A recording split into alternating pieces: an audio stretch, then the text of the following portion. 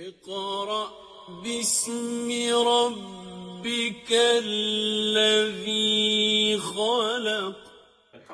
Elhamdülillahi Rabbil alemin ve salatu ve selamu ala Resulih Muhammed ve ala alihi ve ashabihi ecmain. Allah subhanahu wa ta'ala Kur'an-ı Kerim'de kardeşlerim, Euzu billahi mineşşeytanirracim. Ve iz qâle Musa li kavmihi innallâhe ya'murukum en tezbahu bakara. Musa kavmine aytdı. Allah sizge sıyır suyarga buyurdu. Onlar kişiler ise mesela cevap verdiler. Sen bu sözlerine şayırıp aytasın mı? Musa aleyhisselam cevap verir. Ahmak nadan boluğu kurulmaz. İşin min Allah'a sığınamın. 67. ayet Sura Al-Bakara. En kızık Allah subhanahu ve teala Yahudilerge sıyıra koşay. Hem Yahudiler elbette şunu ötemez işin. Sıralar bire başlıyorlar. Çünkü eğer de sıra birip Musa aleyhisselam bu sıraya cevap vermese kim gayipli? Musa gayipli. Bunlar gayipli değil. Bunlar bir sıra birdiler. Bir kim de bilmeyi Allah'tan başka Allah niyetleri tuğunda. Niyetleri bu amerini ötemezken. Şuna kadar şunday sıralar birelerde. Bize de şulay bola. Nesege bizge arak aşara yaramay? Nesege 9 itin aşara yaramay? Şeytesini Allah tira tıydı bitinde. Yok bizge anday cevap gerek mi deyler? Bizge başka cevap gerek. Hem eğer desin onlarga arak aşıga yaramay çünkü arak aşıga doluy başlıysan, başın işlemey, bulay tegele ete başlasan bu sebepni alalar, sen cevabını alalar. Hem arakı işaretlegende uzunca eğlendirip men bit biraz da jiberem arakı. Dolamayım. Tak şu normal. Özlerine ruhsat ite başlıyorlar. Musa aleyhisselam cevap verir. Allah subhanahu wa ta'ala dua kılıp cevap verir. Allah sorular. Ey Musa, Rabbinden sıra di. Ul tügel aytın bizge. Nindi sıyır boğazlarga koş Allah Teala. O sen al sıyır da suyundu. Mesela sen al sıfatları. Allah Teala koştu bir sen sıyır. Üzleme nindi. Üzerine avraytma. Bunlar üzerine avrayta başlar. Sıra bire başlarlar. Belki Musa cevap vermez deyip. Musa aleyhisselam cevap verir. Sıyır artık kartta tügün. Artık yeşte bulmasın. Orta yeşlerinde bulsun diye. Kup sıraşıp durmaz Allah koşkanı işlegiz diye. Bu devamında şuluk Sura Al-Bakara'da. Tegeler tınçlanmıyorlar bile. Tağın sıra bir yere başlarlar. Utisler kilmi. Ey Musa, biznin için dua kılıp Rabbinden sıra. Ul bizge sıyırının tüsünde aytıp birsin. Tüs de kerek hazırlara. Musa aytı, ul sıyırının tüsü aşık sarı bulsun. Tirisi yılkıldap dursun. Karaganlarga sıklandırırlık bulsun diye buyurdu Allah subhanahu ve teala. Bunlara tanış etmeyin. Tanış sıra bir. Ey Musa, bizden için dua kılıp tağın Rabbinden sıra indi. Ul bizge sıyırının nindi bulga tiyiştigini de açıkla birsin. Sıyırlar bit alar bir-birisine bir okşar bit. Sarı sıyırlar bir kup demek. Bir-birisine okşar bit indi. Musa aleyhisselam devam etti. Musa aytdı, dürüstlükte Allah aytadır, ul sıyır kulga iyileştirilmegen, jir sürmegen, iginlerge su taşımagan, irikte utlap yirgen bulurga tiyiş. Ul sıyır şuar bulmasın, hem hiç kimşiliksiz bulurga tiyiş.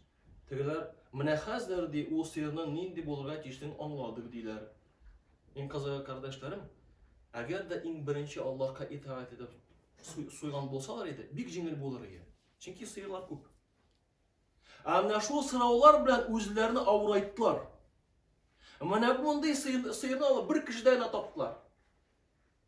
Hem beyese nindi beye bildiler, mana şu sıyırını mizanga koyup, şu hatlık altın төлediler şu sıyır için. Yani şu sıralar bilen özlerini avrayttılarlar. Abit Allah subhanahu wa hikmetli. Eğer da itaat etken bolsan, özünü tarmaşını jengiltken bulur eden. Şimdi de dumuz sonunda artık sıramayın da Allah Teala koştu bitinde ana aşamazka. Arak içirge de koş, arak içmeske de koştu ol.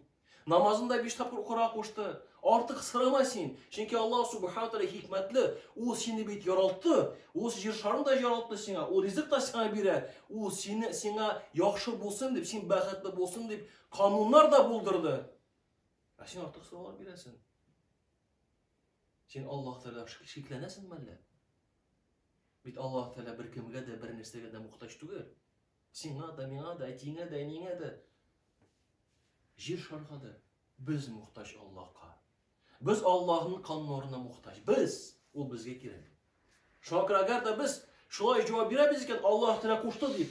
Бу бик тирән мәгънәле җавап. Ни өчен? Чөнки шул җавап белән без әйтәбез, без Аллаһка тәвәккәлләдек. Чөнки Аллаһ хикмәтле бик каты. Аның хикмәтен күз алдыбызда китерә алмыйбыз. Biz ana ышанабыз. Biz анарга иерәбез. Ул кушканны үтибез. Менә шундый җавап димәк. Без Аллаһка итаат итәбез. Без бәхетле буласыбыз килә дигән җавап бу, кардәшләрем. Чөнки Аллаһ Тәгалә безләрне үзебездән дә үзебезне яхшырак белә. Ул безне яратты. Иң кызык, кардәшләрем, охшаган хәл Пәйгамбер Мухаммад саллаллаһу алейһи ва саллям сахабалар белән дә булды. Аллаһ субхана тәгалә бер көнне иңдерде бер аят. Аллаһ Тәгалә әйтә Куръан Кәримдә: "Аузу биллаһи минәш шайтанир раҗим. Ва ин тубду ма фи анфусикум ау тухфуhu юхасикум бихилlah, фаягфиру лиман яша ва ю'адзибу ман яша, валлаһу аля кулли шайин кадир." Күкләрдә, җирдә ниләр бар, бөтенесе дә Аллаһныкы. Әгәр сез күңелегездә ашып салсагыз яки яшерсәгез дә, күңелегездә бер нәрсә булса, уй фикер килсенме ул, Аллаһ сезне яман уйларыгыз өчен җавапка тартыр. Ягъни бу аятта Аллаһ Тәгалә уйларыгыз өчен дә җәза бирәбез диләр. Кемне ярлыкарга теләсә, Аллаһ шуны ярлыкар, кемгә җәза бирергә теләсә, шуңа җәза да бир. Аллаһның һәр нәрсәгә кудраты җитә. Бакара сурәсе 284 аят. Бу аятны Аллаһ Тәгалә индерде. Сахабалар Пәйгамбер Мухаммад саллаллаһу алейһи ва саллям янына килеп сорау бирәләр. Я Расулаллах ди, я Аллаһның илчесе. Ничек инде без ди үзебезнең уй фикер турында җавап бирик? Көненә ди меңләгән уй фикер килә. Без бит аларны контрольдә тота алмыйбыз. Ул бездән тормый бит. Шул вакытта Пәйгамбер Мухаммад саллаллаһу алейһи ва саллям әйтте: "Сез теге Бану Исраил, теге яһүдләр кавымы, Бану Исраил кавымы кебек сораулар белән әмердән качмакчы буласызмы?" Ишетәсезме? Пәйгамбер Мухаммад саллаллаһу бу хадиста җавап бирде. Теге сораулар биреп, әмерләрдән качмакчы булганнар иялар. Дөрес, димәк. Шул вакытта сахабалар әйттеләр: "Сами'на ва атa'на." Без ишеттек һәм без буйсындык. Иң кызыгы нәрсә, әгәр дә яһудилар сораулар белән үзләренә авырайттылар хәлләрен, бу очракта сахабалар "Сами'на ва атa'на" дип әйткәннәр икән, без ишеттек, без буйсындык дип әйттеләр икән, Аллаһ Тәгалә "Ла юкаллифуллаху нафсан илля вус'аха" дигән аят индерде. Җиңеләйтте хәлләрен. Сез миңа итаат иттегез, димәк сезнең хәлләрегез җиңеләйтә. Һәм шул аятта Аллаһ Тәгалә әйтә, нәфескә ул күтәрә алмый торган нәрсә, әмерләр йөкләнмәс. Ягъни уй фикерләр өчен кеше җавап бирми, әгәр дә фикергә чыкмаса. Илля мәгәр кайбер уйлар кала инде. Әгәр дә мәсәлән үз кардәшең турында начар уйласын, бу әлбәттә гөнаһка керергә мөмкин уй фикерләр. Ләкин гомумән бөтен уй фикер, уйлыйсың, һәр гөнаһ кылам дип йөрисең икән, гөнаһ кылганча кадәр әле гөнаһ юк. Уй фикердә әле гөнаһ. Ләкин әгәр дә эшләмәсән, Аллаһ безгә аҗр савап булачак. Эшләсәң дә әлбәттә гөнаһ булачак. Ләкин уй фикердә генә булганда гөнаһ сиңа әле язылмый. Аллаһ Тәгалә җиңеләйтте. Кардәшләрем, тормышыбызда да без шулай. Әгәр дә Аллаһка буйсынабыз икән, тормышыбызны җиңеләйтәбез. Әгәр дә үзебезчә телибез икән, юк инде менә 5 тапкыр түгел, 1 тапкыр көнгә намаз укыйм инде. Бездә нормаль. Пойдет безгә. Бер тапкыр әйдә. Нормаль ич инде.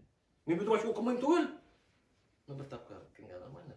Үземчә яшим. Мин беләм ич ничек яшәргә минем. Үземчә мин бит 50 ел яшәгән бу тормышта. Үзенчә юллар телитергә үзенчә. Үзенә зыян китерә. Үзенә тормыш авырыта. Без бит кайбер кешеләрне бик каты дәрәҗәгә күтәрәбез. Алар әйткән бер сүзне тыңлыйбыз. Чөнки ул авторитет кешеләр. Нинди генә проектлар юк, таңда бизнесны ничек алып барырга, ничек тормышта яшәргә, ничек балайга йөриләр, тыңлыйлар, иярәләр. Монда Аллаһ субхана тәгалә безгә әмер куша. Иң кызыгы нәрсә, Аллаһ субхана тәгалә берәрсә кушты икән, ул бу мәсьәлә генә түгел, ул бөтен мәсьәләләрне шишеп бара безнең. Намаз исә зур гөнаһлардан саклый, йөрәкләргә тынычлык сала, бәхет димәк бирә. Ягъни Аллаһ субхана тәгалә кушкан әмерләр бик күп мәсьәләләрне шишәләр. Тәкъвалык арта, кеше ныгый диндә, демәк күбрәк Аллаһка бирелә. Хатыны белән йөрәкләре берләшә, әгәр дә хатында Аллаһ камтыла икән. Бер-берсенә мәхәббәт арта бара. Балалар үсәләр, карыйлар, әниятин намаз укый. Намаз укый икән, демәк Аллаһка буйсына. Киләчәктә бу бала әниятин хөрмәт итергән була. Күрәсезме, күп мәсьәлә чишелә. Бер намаз аркылы гына. Шулай һәрбер мәсьәлә Аллаһ Тәгалә кушты икән, итагать иттең, оттың димәк. Итагать итмәдең, димәк авыр иттең тормышыңны. Шуңа күрә бездә кайбер чакларда бөтен нәрсә кире күрте була инде ул. Өйләнәләр дә, аннары өйләнеп, нәрсәгә өйләндем икән җибеш йөриләр. Чөнки кагыйдәләр белән өйләнмәделәр. Яшиләр икән хатыннар белән аерылу турында уйлап йөриләр. Ни өчен? Чөнки гаиләдә дә Аллаһ кушканча тәртипне салмыйлар. Нә шулай тегеләй булырга тиеш. Тукта, хатыныңа болай тегеләй булыр алдына әйтер алдыннан син анырга дини белем бир. Ул каян белсен? Аллаһ Пайгамбар Мухаммад саллаллаху алейхи ва саллям 13 ел буе Мәккәдә, 13 ел буе Мәккәдә Аллаһ берлеге турында, кыямәт көне турында аңлатып биргән. 13 ел. Ә син бер секундта хатынга налево направо дип теге, уңга сулга дип син болай тегеләй син начар все аерылам дип нокта куймакчы буласың. Алай булмый. Әкренәп Аллаһ турында аңлат. Нәрсә ул бирде? Диннар турында әкренәп бик җайлап кына. Шунардан башла. Шуңа әгәр дә шулай эшләсәк, тормышны җиңеләйтәбез. Чөнки Аллаһ Субханаһу Кур'ан-ы Кәримдә әйтә: "Аузу биллаһи минәш шайтанир раҗим. Захара аль-фасаду фил барри вал бахри бима касабат айдин нас." Кешеләрнең куллары эшләгәнгә күрә, менә шул сәбәпле җирдә дә, күктә дә бозыклык ачыкланды, таралды дигән сүз.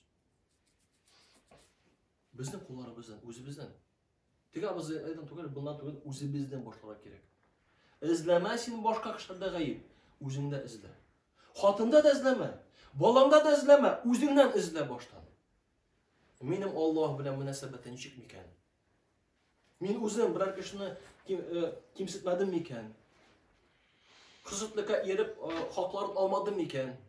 Үзебездән башлый. Үзебездән башлый.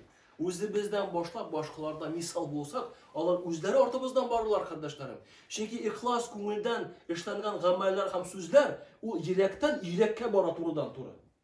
Менә шул зур хикмәт ул.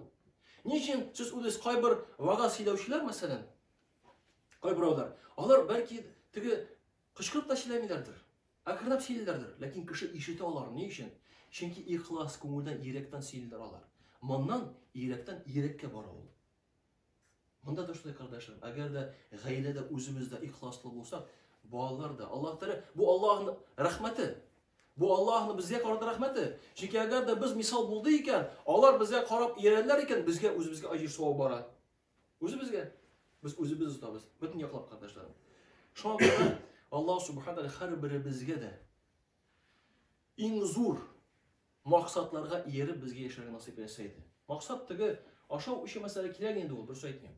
Ләкин улуг максатлар, кардәшләрем, ул безнең белем. Иң беренче әлбәттә дини белем. Ул белемне безнең тормышка, тәҗрибәгә кертү, гаилә булсынмы, эштә булсынмы, күршең булсынмы, иптәшең булсынмы, һәм әлбәттә дингә чакыру. Менә шул улуг максатларда, кардәшләрем, тормышыбызны юнәлтеп алып барсак, күп мәсьәләләр тормышта чишелеп бара. Алар турында уйламыйча да, фикерләмәйчә дә, кардәшләрем, сизмичә дә үзе баралар. Шөкер Аллаһ Тәгалә һәрберебезгә дә, кардәшләрем, Аллаһка итаат итеп яшәргә насыйп итсә иде. Әлбәттә, белем алып, белем алмыйча, кардәшләрем, хаталанабыз. Субханака